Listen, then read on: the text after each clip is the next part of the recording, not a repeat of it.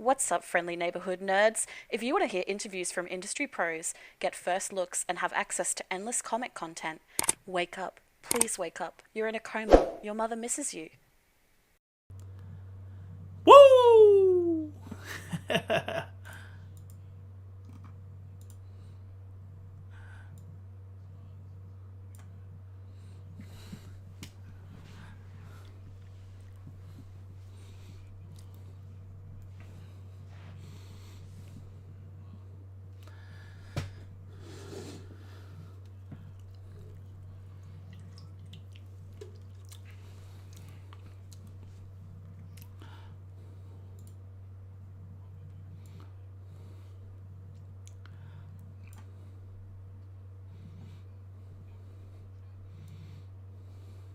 Woo!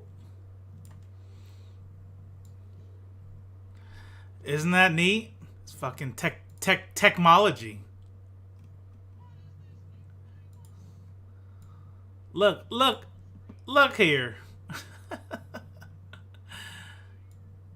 Let's see here. That's fucking. Try now. That's unfortunate. Yeah. Can you hear me now? Test, test, test, test, test, test, test. Yep. I guarantee they can hear you now. They can hear me now? Yeah. Should I do that whole thing again? Yeah. Do it again. Why not? Okay. I'm waiting for Miracle Man to say he can hear me, and then I will do the whole thing again. All right. Yep. So if Miracle Man would just get his shit together. God. As a Judas Stanian, I need you to. So just there we go. Just so you know, Sweet. So you know, she was a Robo Strange Stan first. Stan. That's. Oh, like okay. Like Eminem Stan. Yeah. That's what the kids are calling it. Okay. Cool. What's up, nerds of the friendly and neighborhood variety? This is Judah McRadenstein, and I'm here with Robo McStrangeberg, and we are having another Live from the Apocalypse. Stonie Williams, the writer of Villainous from Mad Cave Comics, is going to join us shortly. We're going to ask him about his new comic book. There's a couple issues, and we're going to talk about them, and then we're going to get into the news and all the other stuff that you've come to expect from Live from the Apocalypse. Yeah. But before we get any further, Biden 2020, motherfucker! Oh, wait. All right. But Robo, I just read a tweet from the president saying that he won the election by a lot. So, I mean, who do I believe? Wait, no. Everyone else? The president. It's actually worse than that. There were tons of illegal votes, boxes. This is not going to be an election story episode, just so you guys know. But we're just going to get a little bit out of our system. Yeah, tons of votes that were illegal, boxes in the middle of the night, where nobody what?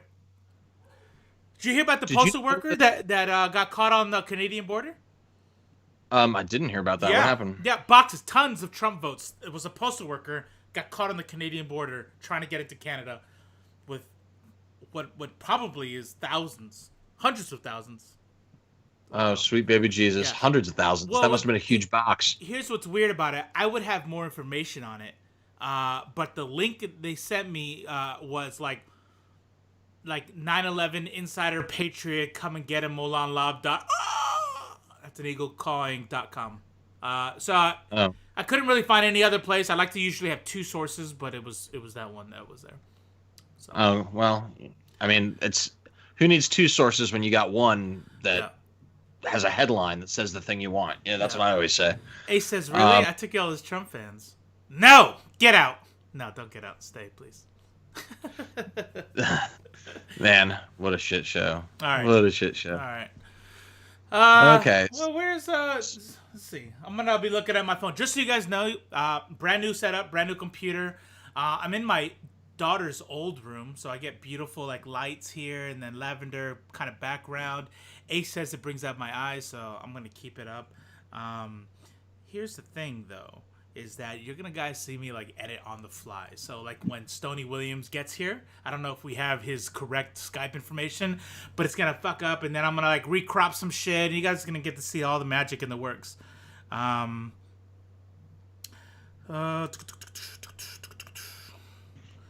Did he reply back? That's great. Message said it was a no. He hasn't replied back yet. Yeah. But we'll probably do a little bit. We'll do an intro now, and then we will.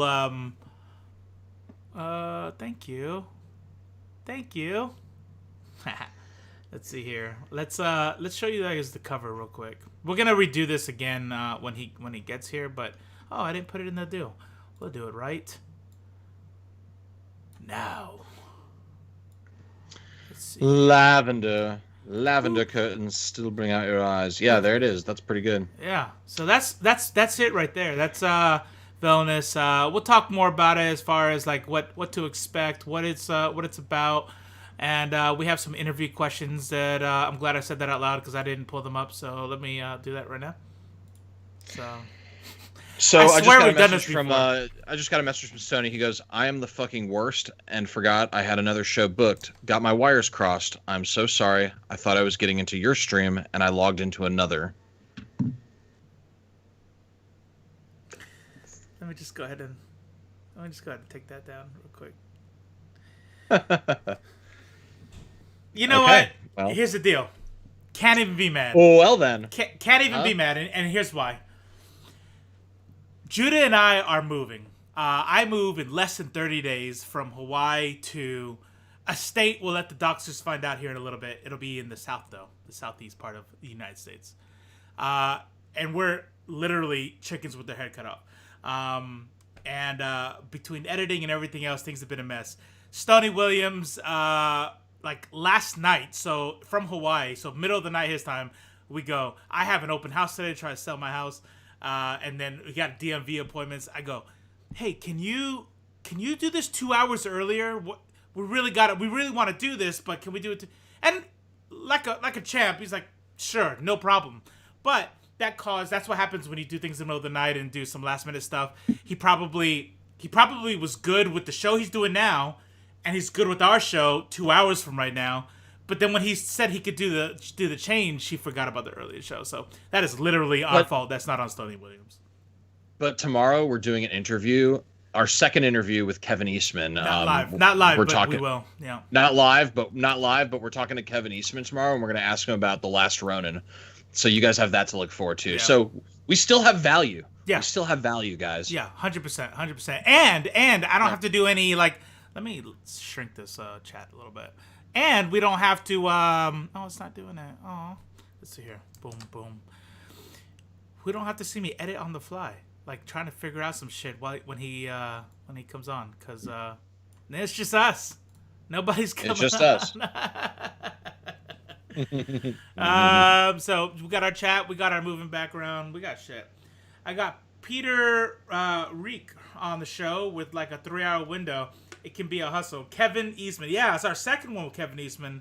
Fuck it, we'll do it live. How many people are in the chat too?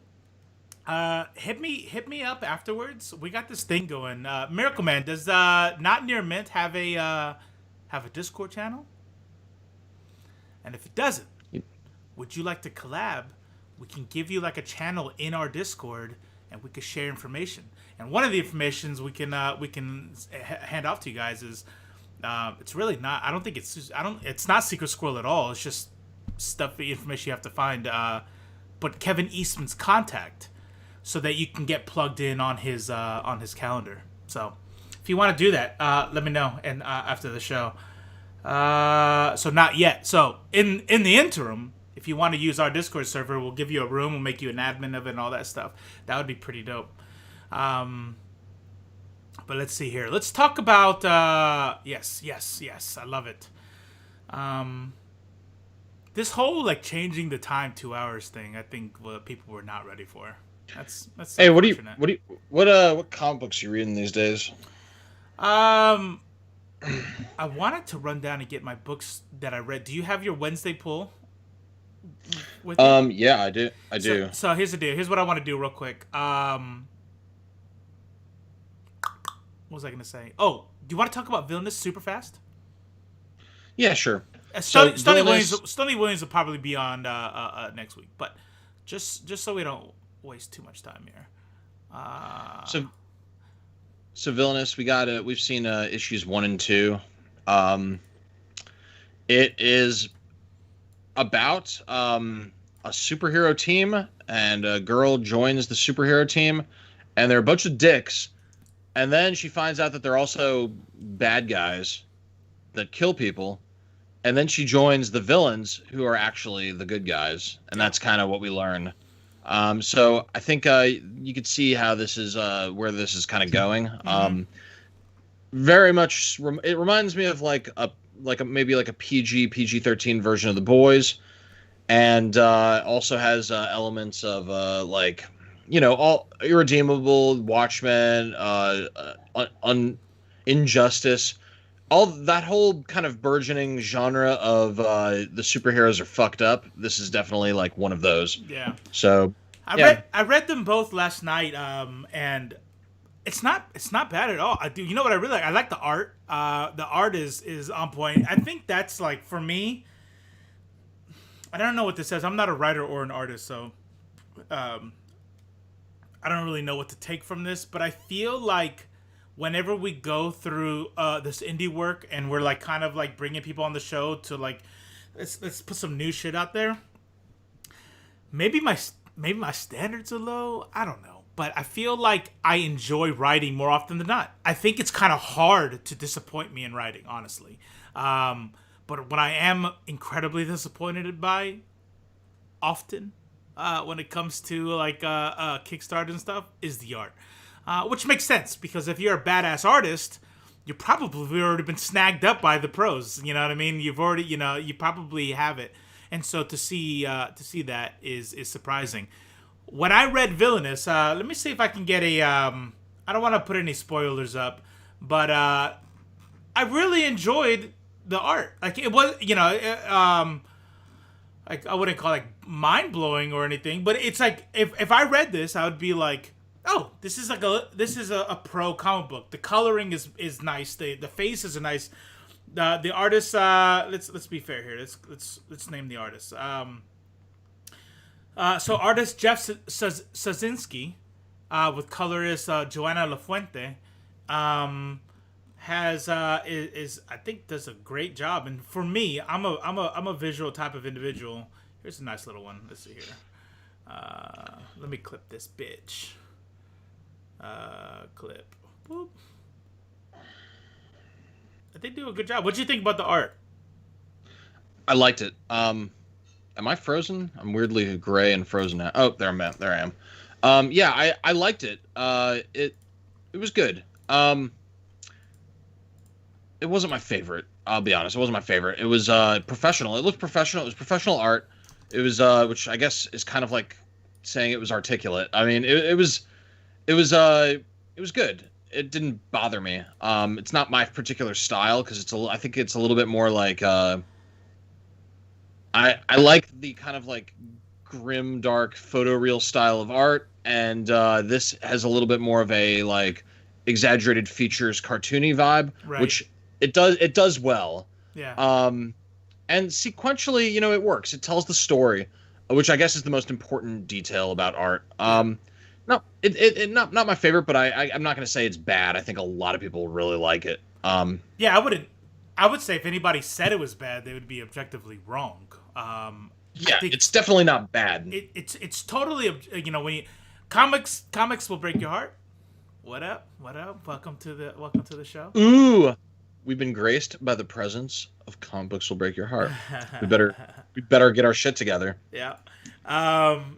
Here's the thing about this art is that it reminds me of that's a legit professional comic book, right? And again, I don't know if that's the same that's an art. They speak articulate, right? It's more about the fact that a lot of new indie artists are still coming up. So whether it's the coloring or the perspective or like things that are just hard in art, like hands and feet and expressions, Who's the dude, the Marvel artist that like you don't like the way he draws like teeth and stuff? Um, what's his name? Rob Liefeld. His teeth? You don't like the way Rob Liefeld draws teeth? He draws like 50 billion teeth. No, with, no, no, like, no. Remember that guy you were talking to me about, and he has those like those. Oh, yeah. Is it Humberto Ramos or something like that? Or? Yeah. That's him, Humberto Ramos. Yeah. It's not my style. It's because it's like all the characters that I take seriously, which I know sounds really stupid when I say it out loud, but characters I take seriously, like Wolverine, they just have like this like it's just a big white. It's a white oval with a line through it, and that's their teeth. Yeah, you know what I mean, yeah, it's like very character. But I think that's a good example. That's a good like comparison where you can look at Humberto Ramos and not like his art. I wish this was like grittier. I wish this was more photorealistic. But nobody could say that's bad art. Like nobody could say he's not good at what he does. That's what I feel about this art here. It's like it's good. It might not be everyone's cup of tea, but it's good. And then the writing, like genres are often overused. Like what can you do? And it is what it is. But all those phrasing aside, I enjoyed it. So I can't wait to pick his brain. We'll see what happens next week. Okay. With hopefully we'll get this better. All right, so do me a favor. We have a few people in the chat. Comics will pick your heart. Miracle Man, and Ace might still be in there. I'm gonna run and get my stack. Entertain, and then I will be right back. Okay. Hey, if you're in here, no pressure, but maybe a little likey, subscribey action would be nice. But I'm not even watching it. I don't even care about likes. I don't even care about that shit. So we're gonna talk about this more later, but I just kind of want to talk about it. It's on my mind. So I don't know if you guys are reading. I don't know if you guys like Heavy Metal Magazine. I'm a massive Heavy Metal Magazine fan, and their format just changed dramatically. And what they're doing now is really fucking cool. So starting with 300 and going into 301, they've been releasing monthly. And the price went from $13.99 down to $9.99, and now in addition to releasing it's still an anthology series with 10 or 12 stories, but also these stories are now starting to become more serialized. So 301 has the second part of stories that started in 300, and they're adopting that. And yes, I agree. Sun Eaters, Dylan Sprouse is not my kind of writer. But in addition to releasing these serialized anthology stories, they're also releasing them as single floppies.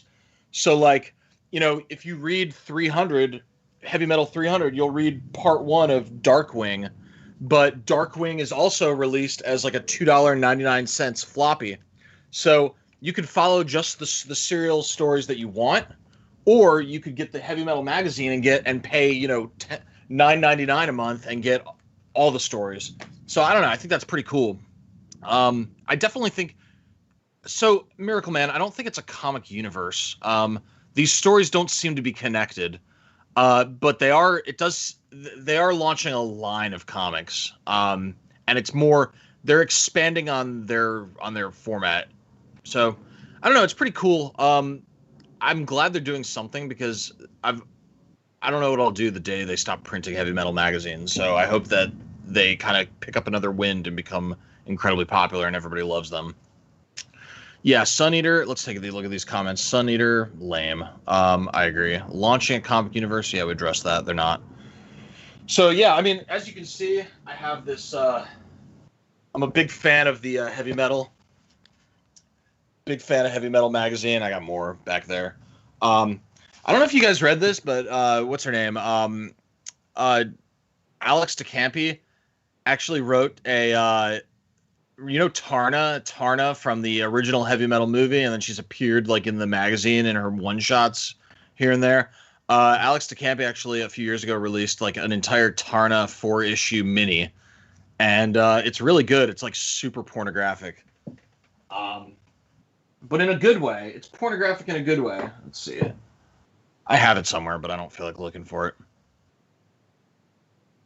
But yeah, so that's pretty dope. What else? I'm still reading. I'm still reading Spawn. So Spawn right now is very exciting. And then I read Crossover, which is good. Is good. It's I don't know.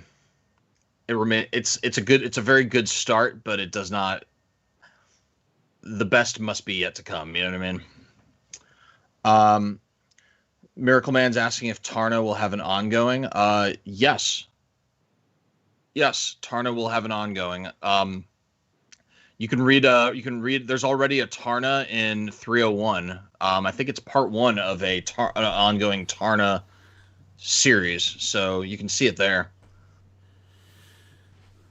Lorna, graphic in a good way. Pornographic in a good way. That's my favorite genre. Yeah, I love pornographic in a good way.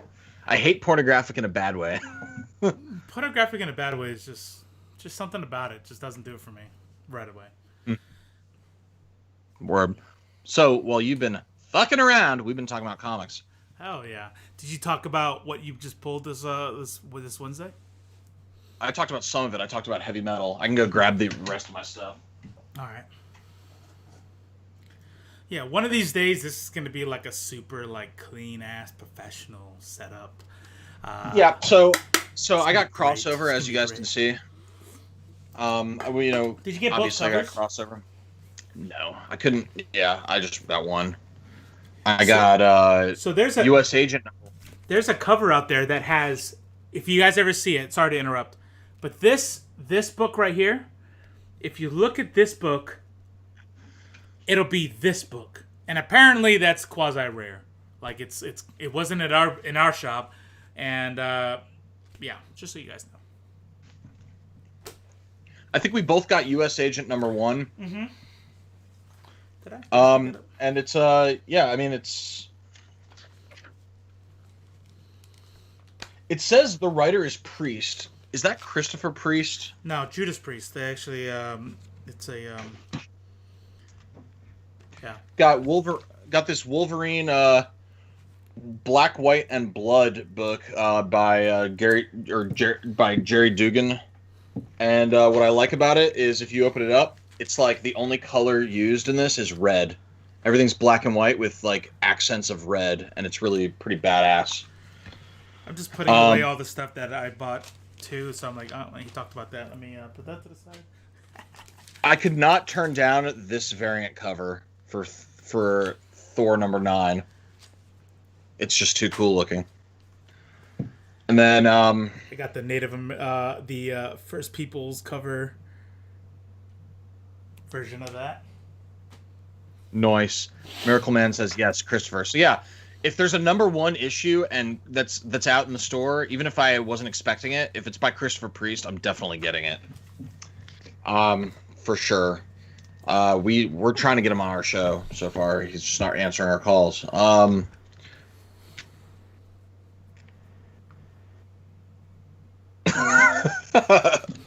Ooh, more hype for God damn it. We're Donnie Cates on our bad list right now because he still will not notice be us on our show. Yeah. Hey, by the way, in that book right there, you are not ready, and your mind will be blown. So make sure you're sitting down before you read that book, and everything else that gets tweeted about anything with Donnie Cates on it. Because your life will never be the same again. No, yeah. So yeah. Anything I left out, Robo? I think you got pretty much the same things as me. Yeah. So I got the new X of Swords. It's 10 of Swords. God. Let's see. X-Men X of Swords. Chasing Aaron. Got the next Nicieza Juggernaut, just because Juggernaut versus the Hulk is pretty dope. Like I could do Juggernaut versus the Hulk. The Thing versus the Hulk. I'm like, come on, bro. Unless you're like giant wall thing that Doctor Doom did. Same thing, Ten of Swords. I got this Immortal She-Hulk #1. So that's I'm kind of interested because she's not green there. And then I also got the Black and Blood know it's coming. But here's what I did get.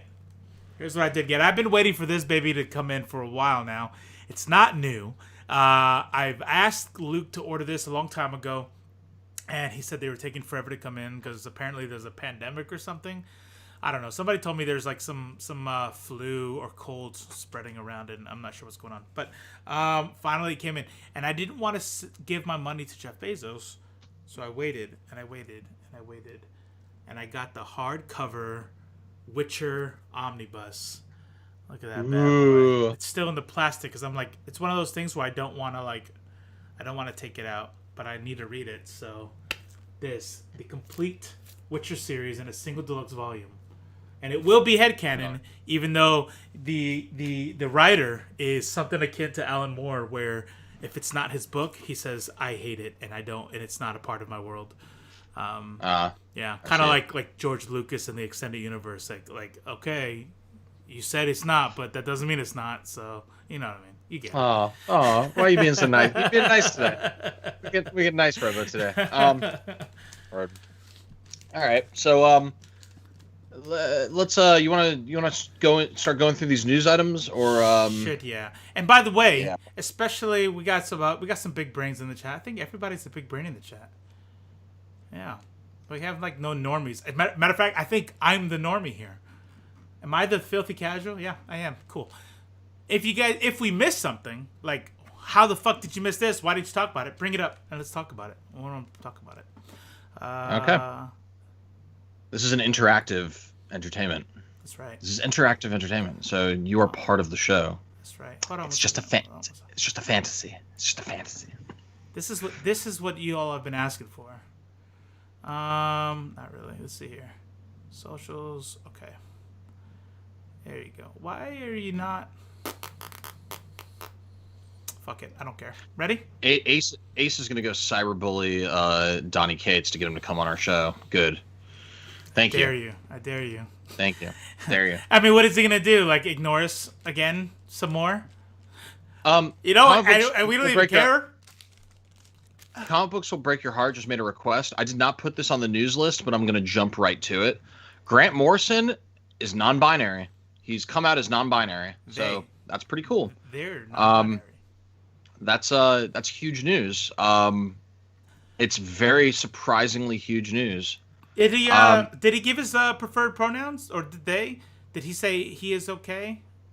I don't remember in the article. I don't know. Oh, that's right. Yeah, I don't know. I guess until I know otherwise, it will be they. Let's see. Grant Morrison. Oh, Comic Books Will Break Your Heart just corrected me. They. Okay. There you go. They came out as non-binary, so that's pretty cool. And yeah, that's great. Boom, boom, non-binary. Go ahead, keep talking. I'm just gonna look because I know some NBs don't mind going by the ones that were known before. I was wondering if he stated exactly in the article or not. It doesn't look. People in the chat are saying they came out as they, so they are they, dope, and that they and them. Dope. Cool. Awesome. I love, like, Grant Morrison has written just some of the best shit. Mm-hmm. They wrote New X-Men, which is one of the best Marvel series that's ever existed. And I think it's one of the Marvel series that got them. Like, if you were to ask all the people that stan Marvel right now, what got them into Marvel, I would say a huge chunk of them would say New X-Men. And then they also wrote... oh, wait, hold on. The weirdest part of the article announcement is they wrote Green Lantern, and I'm like, they have done so much more. Yeah, Green Lantern? What about Grant Morrison's Batman run, which redefined the character and also introduced Nightwing Batman? And then their JLA run that they did with with Porter, yeah. So not my favorite artist, but still a pretty good run. And then of course New X-Men, and then the non Big Two stuff like We 3, which definitely Robo you should never read because it's all about animal sads. But wait, is that is that where like they're like the cover with the dog and the different animals, but they have shit on their head? They're like sentient or some shit. Yeah, I already know. I already know. I'm not about animal sadness. I'll just cry and cry and cry And then the article that announced that they were non-binary only mentioned their Green Lantern. That is weird.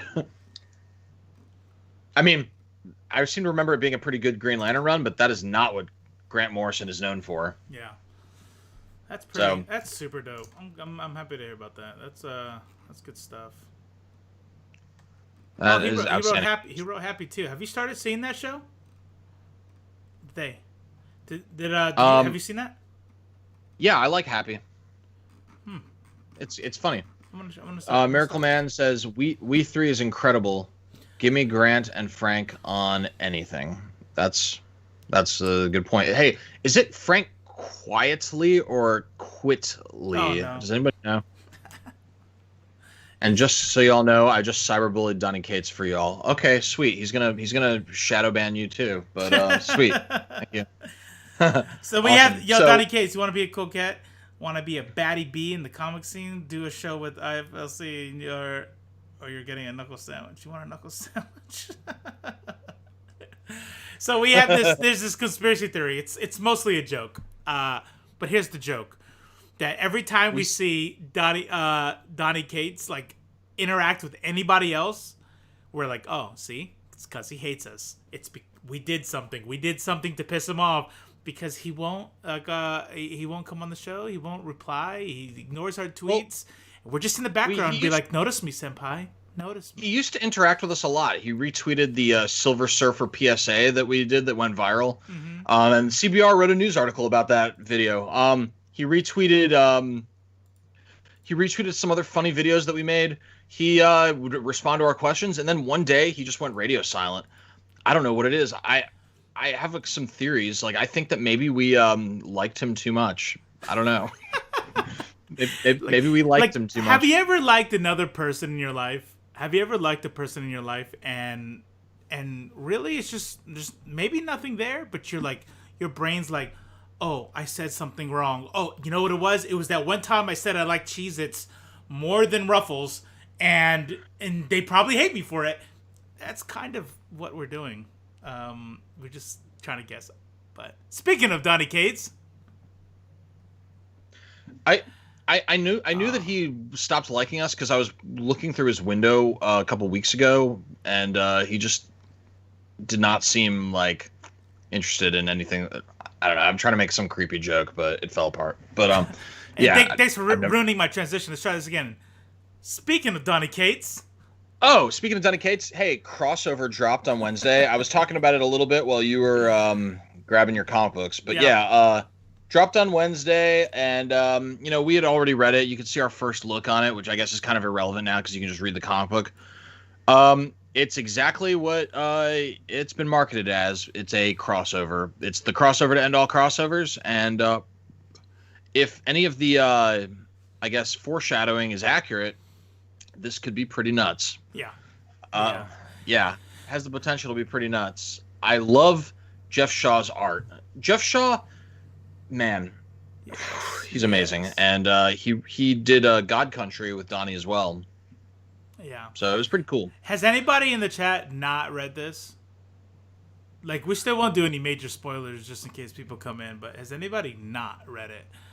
Because I just want to say that we've seen Donny Cates kind of do his little illusion thing with like Thor #1 and gods in other universes, and then they show like the green streak and the red streak and the blue streak, and we're like, oh wow, that's a pretty strong reference to the DC universe in a Marvel book, right?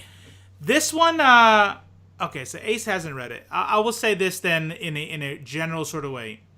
If you're into these kind of comic books, if you're, it's a little bit different than the whole capes thing, but there are capes and cowls in this thing. But it's heavily implied that this will include IP that you would not expect it to include. So that's the main thing. That's where I was thinking. The point is that if you saw the way he's alluded to other universes before, you're gonna see this one and go, is he gonna get sued? Like, is he allowed to do that? Right. No, we won't spoil it. Go read it. It's pretty dope. What's next? So Avengers 38 dropped, and this features the end of the Age of Khonshu arc and the beginning of the Enter the Phoenix arc, which you'd think I'd be sick of the Phoenix, but I'm not. I see Phoenix and I'm interested, especially with Jason Aaron involved. And, going back, I don't know if you guys remember Generations, or was it Generations or Legacy? I think it was Legacy. Yeah. Marvel Legacy kind of like is like kind of kicked off Jason Aaron's Avengers era, but like there's this idea that there's the Avengers of the far distant past that consisted of like the Phoenix, Odin, and like, all these other characters from, Khonshu or whatever. And then Agamotto. Actual Agamotto was the Sorcerer Supreme of that Avengers. It's like that's like the ancient Avengers, and then you go to like the far future. He's doing very similar to like what he did with Thor. So Jason and Aaron McGuinness have been using kind of a similar blueprint to Thor, and he's definitely giving Avengers some of that event magic. But yeah, this is definitely worth picking up. I think I slept on Jason Aaron's Avengers, and I just started kind of catching up to it, and man, it's awesome. How did I sleep on it? I think if you love Jason Aaron Thor, you're gonna love this because it is fucking awesome. Dope. Yeah. So that's just something and people in the comments can kind of fill in if they're following this, because I'm curious on what people think about it, but it's pretty cool. And the one other thing, there's a teaser for that something huge is going to happen in 2021, which something huge happens every year, but there's going to be something in 2021 that happens with this title where both the Avengers of the past, the Avengers of the present, the Avengers of the future, it's all going to collide. Excuse me, it's all going to collide. So super Jason Aaron. Super Jason Aaron, yeah. maybe something very King Thor-ish. That's right. That's what I was thinking. I don't know. Are they gonna fight a big bad called Villainous? It'll be the god Schmutcher. Schmore, the superhero Schmutcher. Yeah. Speaking of things that are coming up, Future State, starting in January, DC Comics will suspend publication on ongoing titles for 2 months. Instead, they will roll out a series of titles set in DC Universe's Future State. This is an event. We can expect aged versions of familiar heroes, new characters taking up old mantles, and characters who retain a certain familiarity, but are nevertheless new creations. Like Schmatman. No, that's a joke. That's not a thing. Last week, we got a look at Teen Justice, a super team that will feature gender-swapped versions of DC characters, and a non-binary speedster named Jess Chambers, aka Kid Quick. So what happens to these characters after Future State is over? I guess it depends how popular they are. And then I kind of wanted to have a discussion about that. Like, so great representation, great. We're all on team representation. The question is creating an alternate universe that represents people really representation, or is it paying lip service to representation while keeping the status quo elsewhere? I don't know. I think what we need to do is recognize as much as I don't, and we don't have to really go down any rabbit holes here, but as much as capitalist is waning in popularity, maybe. It's where we're at, and so the bottom line is always going to reign supreme when it comes to what we can do in media, and all that. What we saw with Marvel, the Marvel Ultimate Universe, was very very much the same thing, and it did result in Miles Morales coming over. It resulted in a few things saying, hey, we can put some money here. Let's see what the fans like, and then bring it over. Here's what I hope happens. I hope that the lip service is not also in story. And so what we can get from Future State is a quick story that's entertaining and captivating, and the art is great, and they put in, they don't put in fourth string writers and fifth string artists to tell a story. And then, like you said, like like we've seen with a million other time crises, all of a sudden we see these future people come live in the present. If they do well, I don't expect them to keep going on something based off of identity alone. It has to be a good story too. So I'm hoping we get great stories out of it. So yeah, they'll field test these characters in Future State, and if Kid Quick takes off, I don't see them saying goodbye to money. So that's right. Yeah. So if Kid Quick really takes off, sells comic books, people love them, then they will join the main continuity, and that'd be cool. And here's one thing. Hey, I was gonna say, here's one thing we can look forward to. You look at Kid Quick. He is Brazilian. He is melanated. It looks like he's like somewhere right here in the melanin spectrum. I'm sorry. So when we get a movie, we can expect him to be played by a white Brazilian. So that's good. That's good. Maybe right. With the creator's name misspelled in the credits as well. That's right. That's right. Hey, Glitter's in the chat. We just got a message from Stonie. What do you say? What do you say? He said he's down. He can join right now. So let's have him in right now. Yeah. Do it. ¿Por qué no? I'm gonna message him right now. I got my phone out. This is very unprofessional. Let's do it. Fuck it, we're doing it live. Jump in.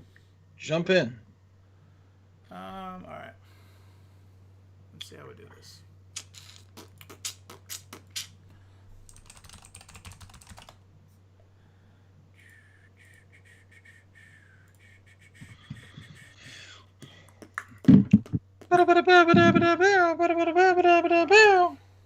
Let's see. Stonie Williams. Add. We'll do it live! Fuck it, we'll do it live! Yeah, you're probably right, though, Robe. Opens the door to bring those... Miracle Man says, opens the door to bring those characters into the mainstream. I see it like Harley Quinn, starting as an animated only, then was popular enough to move into mainstream. Exactly, yeah. Yeah, exactly. So here's my fear, though. My fear is that... Ooh! Hey! There he is. What's going on? Not a whole lot. What's going on with you? Chilling. Just so you know, I let everybody know that was definitely our fault. That was definitely our fault. It was completely my fault. I feel like an idiot, to be honest. Like I was talking to them, and they announced their stream before I realized it wasn't yours. But here's what I said. I said, this is what happens when you email somebody in the middle of the night. Hey, can you do a 2-hour schedule change? And I'm imagining like, yeah, fuck it, why not? Cool. And then I'm like, oh shit. All right, let me. I'm doing some cropping real quick, and we'll throw you on the screen. But they could all hear you. Awesome. They could all hear you. Go ahead and introduce their Mr. Okay. Red. I will. Let me go to my list of questions for Stonie Williams. There we go. There it is. All right. So we have would like to introduce you all to Stonie Williams. He's the writer of Villainous from Mad Cave Studios, with artist Jef Sadzinski and colorist Joana Lafuente. And there's the letter. What's the name of the letter? Justin Birch. Justin Birch. Yeah. So this is a pretty cool team. We have the writer with us right now. Boom. And we've. Oh, is everything good? Yeah. Is everything up? Yep. Cool. I'm gonna jump right into the first question I have about this. By the way, Sure. Thanks for being here. How's life? Thanks for having me. Chaotic. I feel bad because I said a bunch of horrible, nasty shit about you before you got here. It was totally valid. That's completely fair. Right? Okay. All right. But that was angry Judah. This is happy Judah. So. All right. I'm just kidding. But hey, so these first two issues very quickly establish your characters, the main conflict and the theme. I definitely immediately got vibes of like The Boys and Irredeemable and kind of that whole the heroes are fucked up genre thing. Mm-hmm. And so did those things inspire you, or how long have you had this idea in your head? Where did it come from? You know, it's a funny story. So I had this. So Mad Cave approached me with the idea of a superhero genre comic book where the good guys weren't what they seem, and so I kind of got to play around with that very vague idea. And I pitched the first basic plot, and Mark London, guy who runs Mad Cave, said, "Have you ever read The Boys?" And I said, it was one of those things I've always meant to get around to reading, and I never have. It's always been on the list. And so it was briefly discussed. I was done with all of the scripts. They were handed in. It was finished. And COVID hit, and then it pushed the book back some more. And The Boys released on Amazon. And so I watched it. And I binge watched the whole thing. I couldn't stop. I finished the last episode, and I remember sitting on the side of my bed with my head in my hands going, what have I done? There is no way that this book is not going to be compared to The Boys. That's right. And that's a fair comparison. I think that the idea that the good guys aren't what they seem and that the bad guys might be more than what they seem is a familiar superhero trope. I mean, you got the Boys, you got the Watchmen, you got to a certain extent Winter Soldier, the movie. I think there's a lot of different parallels that you can draw between my book and these other ideas. I think that we took a more humorous look. It's not nearly as dark as any of the things I mentioned, but certainly not The Boys. I approached this as the idea that what if this was my only comic book? What if this is the only thing I've ever done? Mm-hmm. And I wanted it to be something my kids could read. I wanted it to be something that anybody could read. I think that there's enough to it that adults can read it.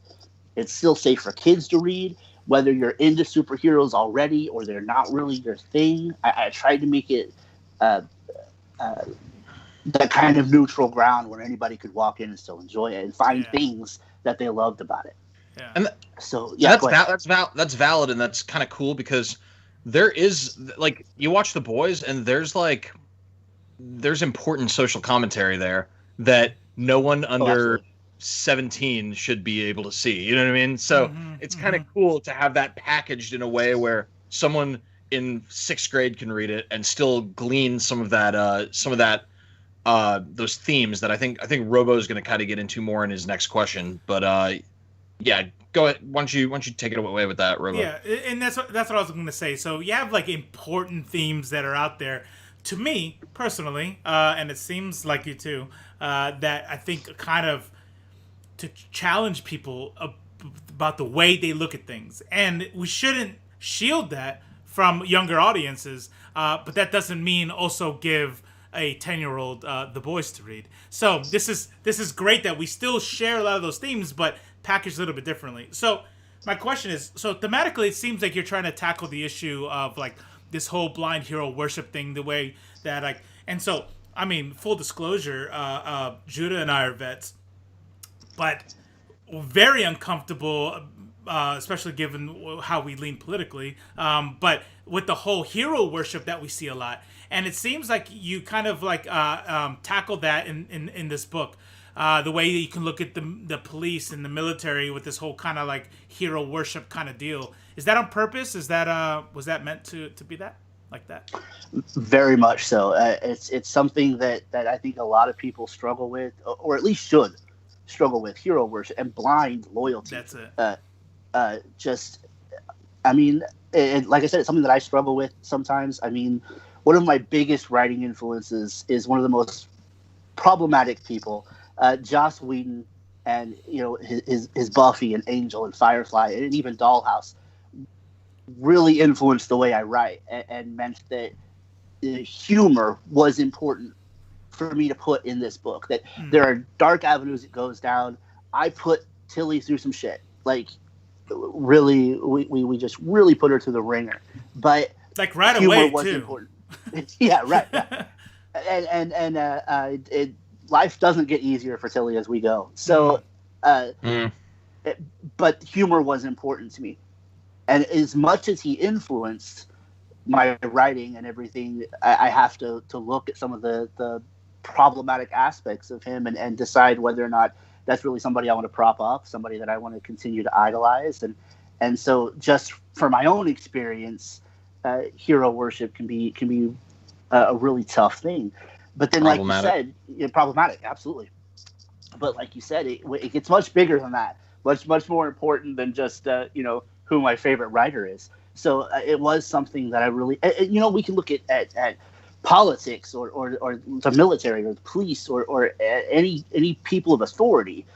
That blind loyalty becomes orange people that no longer have a job. Exactly. Am I the only one breathing a little easier? Like, I feel like it's the first. I feel like today are the first clean breaths I've had in 4 years. Yeah, absolutely, yeah. It's yeah.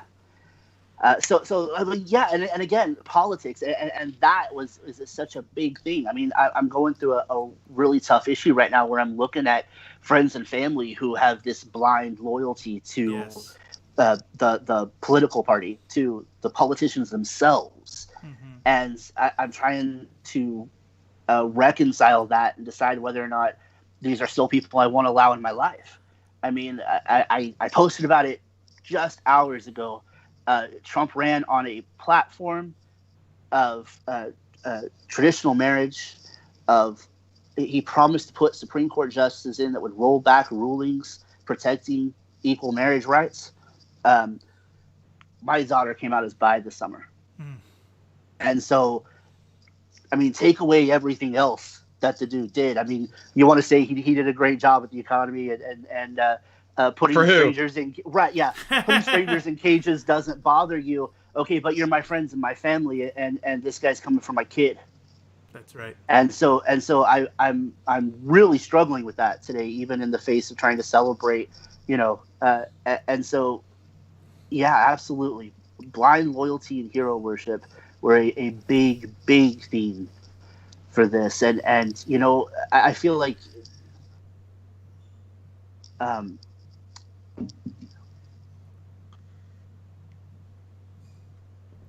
what to do when your heroes aren't heroic and how far that loyalty is willing to stretch.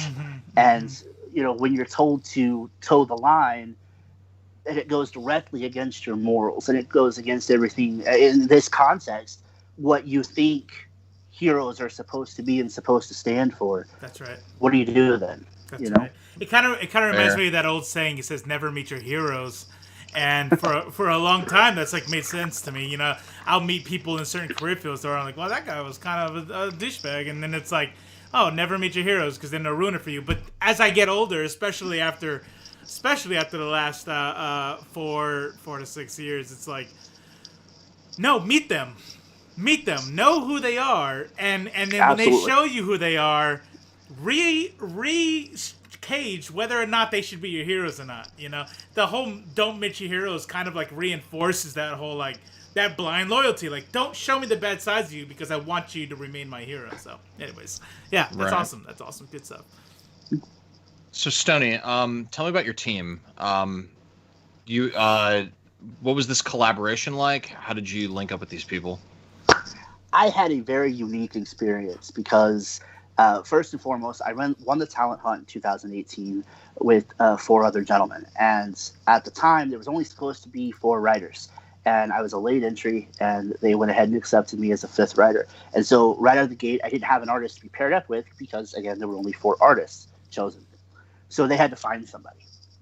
And because I was so late and I was at the end and they wanted to stair-step these books, there ended up being an issue with scheduling with the original artist, which was heartbreaking because I really liked him and I liked his style. But we had to move on. And then Jef was fresh off of Show's End from Mad Cave, and they knew they couldn't let him go. It was a hit, and so they pulled him in for my book. And I honestly couldn't be luckier. As heartbroken as I was to lose that first artist, Jef really surprised me. I really feel like he elevated the artwork. It was so late in the game that all of my scripts were done, and I didn't have a whole lot of contact with Jef initially. We didn't avoid each other or anything, but we didn't have a whole lot of contact. And so I was kind of seeing his stuff as it progressed, and I was just blown away, honestly. Like, I originally had this kind of Americanized anime feel for the book in my head, and Jeff's style, well, it really isn't that. I feel is really really works for the book. Like, really makes me look good, to be honest. His expressions, his details have just really really sold this book from page one. I mean, Tilly is this reptile girl, Right. but she has so much expression, Right. and she's so easy to project on, and that I feel like I can't take any credit for that at all. Right, like that's Jeff. Her expressions have now been put on T-shirts, shoes, like, and people just love it. They eat it up, and I love it. Joanna and I, she's not big on social media. She's there, but she's not there very often, and so her and I haven't had much to do with each other. But her colors are I couldn't have been happier with. Like, I started recently learning how to color comic books myself, not color myself. And I've actually colored a story in an anthology called Cthulhu Invades Oz that is on Kickstarter right now. Wow. It was written by David Galliano, also from Mad Cave. He did Savage Bastards, and he asked me to color his story for him. So learning how to color was a really cool experience, and gave me a new appreciation for what Joanna does and the work she did on this book. Justin Birch could not be a cooler guy. I also decided to learn how to letter, and he's helped me with that and given me some advice and pointed me in some directions. And he's just a really cool guy. He collects toys, action figures and stuff, and spends way more money than anybody has any right to spend on action figures. It's a sickness, I think. But he does a lot of Mad Cave's books, like so many of their books, and just the coolest guy. And he did some work on Villainous that just really blew me away. And we've gotten on some Zooms together to talk about lettering, and I flat out asked him about it. There's some balloons that he did. Let me see if I can on issue 2. I don't know if that'll. It's not focusing. Let's see if I can pull it up on my end. They it's on. It's towards the middle here, where he's changed the captions to match the character, and he's added like kind of a scale look for Tilly's, and as we go through some inner monologue for them, it changes, and it just really blew me away. So I made him sit down and tell me how he did that, and show me the different techniques he used for that, and really couldn't be a cooler guy. Going back to Joana Lafuente, so this book is called Villainous, and it's about villains. I mean, they're the heroes of the story, but they're also villains in that world. And what I thought was kind of interesting is, going back to like the Silver Age, like the '60s, it was in vogue for purples, greens, and reds to be the color of villains. Like you look at Magneto and Thanos and the Skrulls, and like those were villain colors. Galactus, they were all purple and green, and she sort of reflected that in the color palette of this. I don't know if that was I think it had to have been on purpose, but yeah, she kind of reflects that whole these are the villain colors with the purples and the greens. I think that's pretty cool. It is phenomenal, and some of it was intentional, some of it I intended, some of it I didn't. There was a lot of things that I wanted to leave up to the artist and the colorist, and let them go with. I'd make suggestions, little stuff like Sedition here on the cover.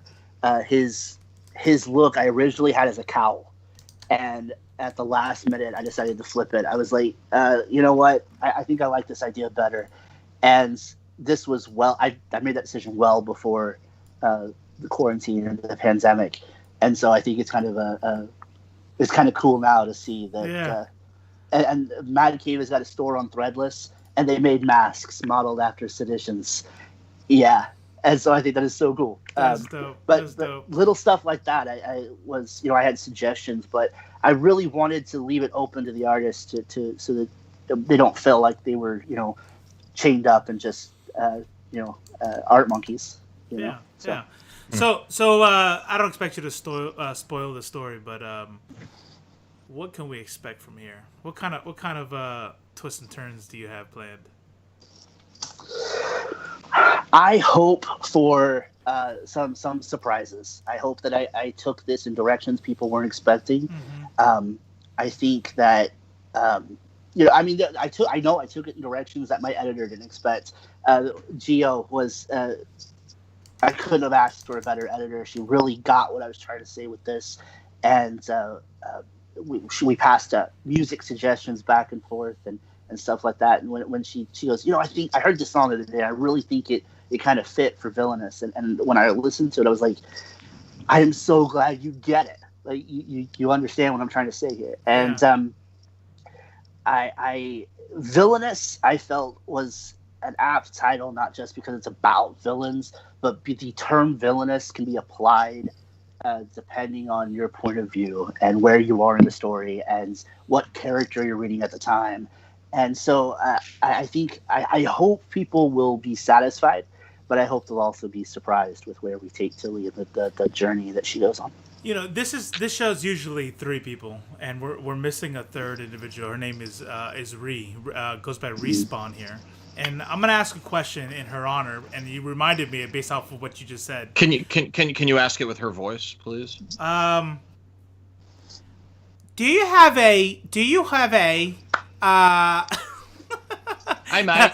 Hey, mate, do you have a soundtrack that you listen to? Well, that you suggest people listen to? Well, I can't do it. Do you have to read end the your sentence book? with yeah. Reading your book. Do you have a soundtrack? Like, listen to this soundtrack while reading this. So actually, I do. I tend to listen to music a lot when I write. It's usually instrumental stuff that because I get into lyrics and I start paying more attention to what they're saying than what I'm trying to say when I'm writing, and so I get distracted easily. But I listen to a lot of instrumental, a lot of soundtracks. But there was one. Here we go. Premonitions by Blue Stahli, Stahli. Okay. I listen to that a lot. And actually, Mad Cave used one of their songs in the Instagram story they did when they were first promoting the first issue called Superhero Showdown. And when Geo asked me if I had any music suggestions, and I sent her that, I said, if there could be a song soundtrack, like Superhero Showdown is what I would choose. Another song that I really dig that kind of helped put me in the mood for some of the issues was Villain by Theory of a Dead Man. Okay. And I love that song. I'll listen to it on repeat. I think it's just so much fun. And so, yeah, that's it. Okay. Nice. I would want to play clips, but YouTube is is kind of a bitch when it comes to that kind of stuff. But, sure. So, what other projects do you have, or are there any other future projects that you're planning, working on, scheming? I have a couple of things that are just barely warming up that I hate to talk about so soon and jinx it. I would like to do a Kickstarter next year, do a creator-owned title myself. Nice. I'm pushing Villainous really hard. Where issue 2 comes out next week, and Cthulhu Invades Oz, which I can't talk about enough. It's an incredible book. It's an anthology, over 40 or 50 different creators from across indie comics. We got Scout, we got Mad Cave, we got Image, we got Source Point, and a couple of others. And sounds like the kind of thing David Prepos would be interested in participating in. I bet he would. Yeah. Here it is. It's incredible, and the Travis Gibb is who put it together, and he basically went through and went, who do I know that is the best people in comics and will still return my emails? So and so he emailed them all and got them in. And David Galliano approached me about coloring his book. I came into this pandemic thinking I'll learn a new skill and I'll leave better than I came into it. And so I decided to learn how to color. I've also been starting to learn how to color, learn how to letter, which has been a lot of fun. But Cool. I colored David's book called The Watch, which stars TikTok, the Mechanical Man. And every story throughout this flows into each other. It's really an incredible testament to Travis and the editors that he chose, like Chuck Pano, I'm sorry, but some anthologies can come across disjointed because you've got teams that are all trying to tell a story their way, but all of this flows into each other, and Cthulhu invading Oz, and the story that he goes through each story, through each individual story, and like I feel so honored to have my name next to some of these people. Like, it's just incredible. It's pretty awesome. I'm definitely excited to check that out. I love the concept. Yeah. I'm a big fan of Cthulhu-related stuff. Yeah. That's dope. That's awesome. Dope. All right. So that kind of concludes the formal interview portion. We were hoping that you would stick around. We got halfway through the news when you called in. So you missed out. You missed out on the Donny Cates crossover conversation. Yeah. The Avengers number 38 conversation, and then we talked about Kid Quick, and we also talked about Grant Morrison coming out as non-binary. So, do you have any thoughts on any of those subjects before we press on? Anything? Did you read crossover? I haven't yet. I'm behind. I've been doing live streams left and right, and so I'm behind on my comic book reading. I think Grant Morrison coming out as non-binary has gotten a pretty good reception. And I've heard that they're going back through some things and using the proper pronouns, and I'm really excited that this has gotten such a good reception. Yeah. So it's definitely heartening for a change. Sure. Especially if you have your Twitter curated to only see non-pieces of shit. So right. Good. Yeah. Well, whenever I learn a new thing about a writer, or I learn more about them, a lot of times I just immediately, my first reaction is to go back through their work and think about if I could see it at any point. And my mind went back to Cassandra Nova from the new X-Men run. I wonder, was Cassandra a non-binary villain? Possibly. I don't know. That's just where my mind goes. Yeah, I don't know, sure. But it is really cool. It's awesome, and I agree. The reception's been pretty strong. We talked about just a quick recap. We talked about Kid Quick on the subject of non-binary people. Kid Quick is a non-binary superhero that is going to be brought into Teen Justice as part of the Future State event thing, relaunch event thing that's happening in January. So it's exciting. It's good. We like we are supportive of representation. So the next news item we got here, check this out. 45 valuable drawings by John Buscema were stolen. I saw that.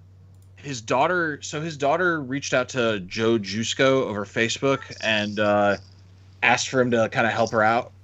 So they posted he made a tweet. It should be on the screen right in front of you, but I'll read it out. So, posted by John Buscema's daughter, Diane Buscema Garogianis. Today, I will post more information when I get it. So she's saying, I'm reaching out to all of you as 45 pieces of Dad's original artwork were stolen from our family this morning. I cannot go into detail as the police and authorities have been notified. I'm asking you to please contact me if you hear or see anything for sale. I cannot post photos of everything that has been taken, but I am posting some. Thank you so much from the Buscema family. The complaint number is, and then you can see it on the screen. That's the complaint number. So, hey, if you see something, say something. As someone who's lost, I think we've all lost people we love before, and it might be tempting to buy a cool Silver Surfer sketch for way cheaper than it should be.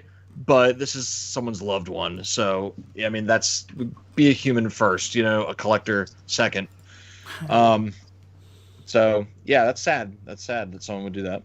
Absolutely, but I mean, if people speak up, it's not impossible to get this stuff back. I was listening to a interview that Jerry Cantrell from Alice in Chains did about a guitar that was given to him by Eddie Van Halen that was stolen out of a studio, and that it was gone for something like 15 years. And somebody that he knew who knew that he'd had this guitar at one point saw it for sale and got it back to him. So Wow. It's not impossible if we we keep an eye out and like you said, see something, say something. That's right. We can set things right. So. Damn. Right on. Man, Buscema is awesome. For sure. I'm mostly familiar with his Avengers and his Silver Surfer stuff, but he was like more of like almost like a second wave like 70s guy, and did some really cool stuff. So yeah, that's pretty much all I got on that. John Nee, are you guys familiar with who John Nee is? So John Nee was a Marvel publisher. He's no longer with the company. He got let go. He was responsible for bringing the Warhammer license to Marvel last year and was among a number of Disney employees furloughed as a result of the ongoing COVID-19 pandemic. From now on, I'm not going to say COVID-19 anymore. I'm just going to say The Thing, because I think we're all sick of hearing. For sure. From now on, if I ever say, and it happened because of, The Thing. You guys know what I'm talking about. So Nee is a longtime veteran of the comics industry. He was brought on board as Marvel's publisher in early 2018 to fill a role left vacant after the company promoted Dan Buckley to president of Marvel. As of now, there is no one named to replace Nee in the role of publisher, which oversees the day-to-day, health and operations of the comic book publishing side of Marvel's entertainment empire. And this guy did do some pretty cool stuff. He was the president of Wildstorm when Jim Lee sold it to DC, as you can see in this graphic that I stole from somewhere else. It's crazy. He's a pretty accomplished guy. So it's The Thing is really still hurting everybody across the board. And I know you've been waiting for this one. This next one is. So I couldn't help it. I talked about it a little bit while you were gone earlier, but I'm gonna do that entire spiel again. And if people in the comments don't want to hear about it, then I'm sorry, but I can't help myself. So guess what? Heavy Metal Magazine has changed their format, starting with what did I have here? 300 and 301. So they're now releasing Heavy Metal. So people who are not familiar with Heavy Metal, you really are missing out, and you need to get into it immediately. But so Heavy Metal Magazine is an anthology magazine. Look at the spine. It's a hard spine magazine that I've been reading this since I was a little boy. But there's a movie that the movie almost takes on the same format as the magazine, by the way. But each issue you're getting like 12 to 15 stories, separate like short comic book stories, and it's like the greatest artists, the greatest writers, people that you might not have heard of from like around the world, from France. I think the magazine actually began in France, but it's really an eclectic mix, and it's all like fantasy. And yeah, there's a lot of cheesecake stuff, which I like, but I understand other people don't like. And there's nudity and sex and blood and guts and stuff, but there's other stuff too. You know what I mean? It's a variety. So you'll find something you like there, and there's humor. But they've changed their format to where now a lot of these kind of vignettes and short stories are serialized, where in 301 we're actually getting the part 2 to the stories that started in 300. And they're also doing this weird thing where they're also releasing these as $2.99 singles. So it's cool. What do you guys think about it? Have you heard anything about that, Stonie? Robo? What do you guys think? Let me take this down real quick. Boop, boop. No, but I was kind of laughing to myself because so we go down to the Dragon's Lair, which is our local dealer in Mililani here, and every time, without fail, we'll be walking. I'm pulling all my stuff. Hey, Robo, look at this Heavy Metal, and he shows it to me. I'm like, wow, that's cool. He's like, man, you gotta get it. I was like, yeah, it looks dope. It looks dope. And I walk past it, and I'll see his heart break. I'll see it again. He's like, oh, that's fine. Fucking filthy casual, bitch ass. No. Just look at this. See? Just look at the work. Look at the work that goes into this. It is. Robo, it's awesome. Look at this. Awesome. Look at this giant whale. I know. Look at this giant whale, man. You're gonna find that. No, but I mean, you want me to buy that and this Witcher Omni? Look at the size. It's a giant. They're all big. They all printed on nice paper. it's beautiful. It's the best. It's the best thing you can buy in a comic book store. Best value for sure. Yeah, absolutely, and some of the best quality stuff. Like and like you said, I've been aware of heavy metal since I was a kid. Incredible stuff. I think it's cool to do the like you said serials. I love anthologies. Like I was thinking the other day about Green Lantern Quarterly when I was a kid. Did some of that, part 1, part 2 throughout their anthologies, and I miss books like that. I wish we did more of them.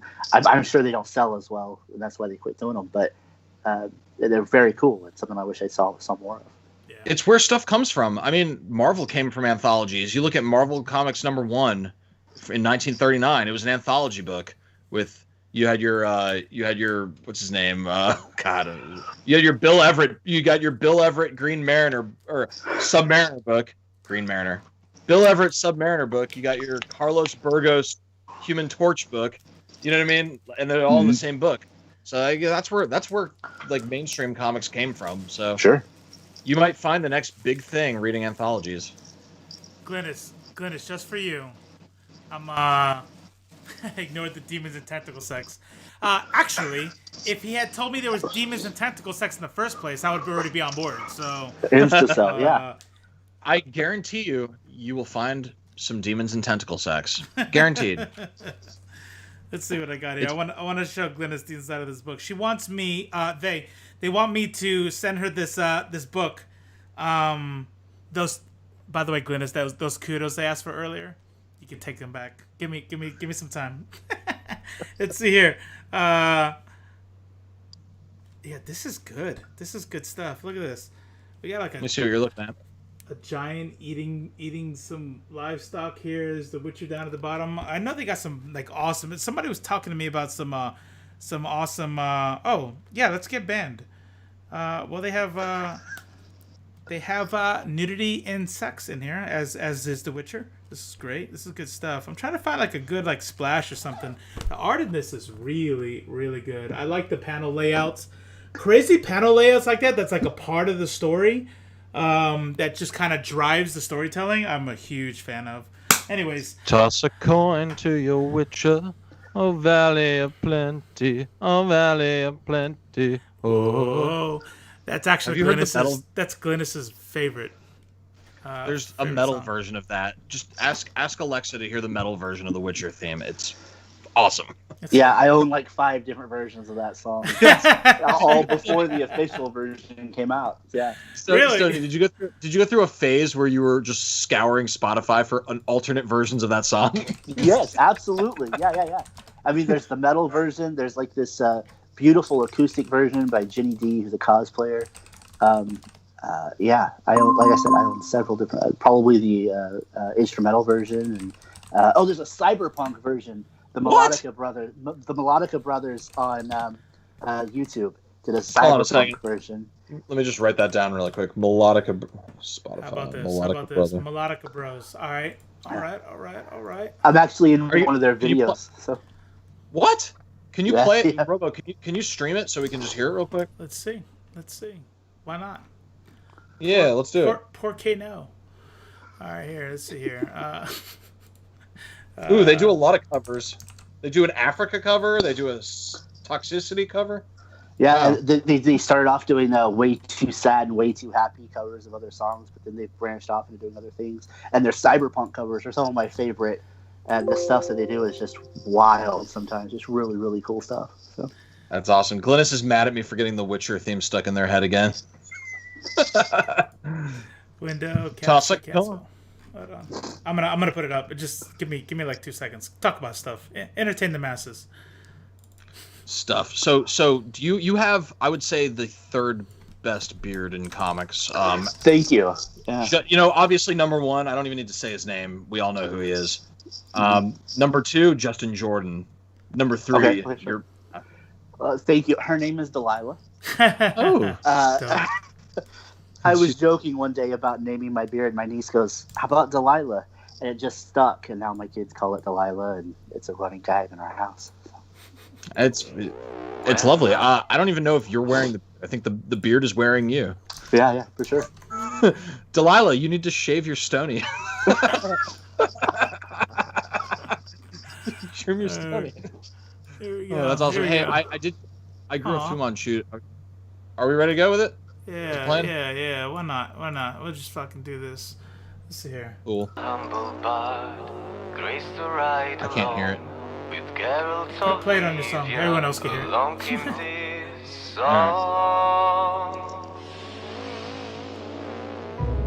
From when the white wolf fought a silver-tongued devil, his army we'll probably get copyright hit on this one. That's alright. We're not monetized anyway. They came after me with masterful deceit, broke down my loot and they kicked in my teeth, while the devil's swords minced up tender meat, and so cried the witcher, he can be bleed. Toss a coin to This is your actually pretty witcher, dope. oh valley of plenty, oh valley of plenty. Toss a coin to your witcher, oh valley of plenty. I sincerely love these guys. They're from the shit. Fight the It's mighty dope. road that bashes and breaks you and brings you to mourn. Y'all can see my face. I'm jamming. He thrust every elf far back on the shelf. I hop on the mountain from whence it came.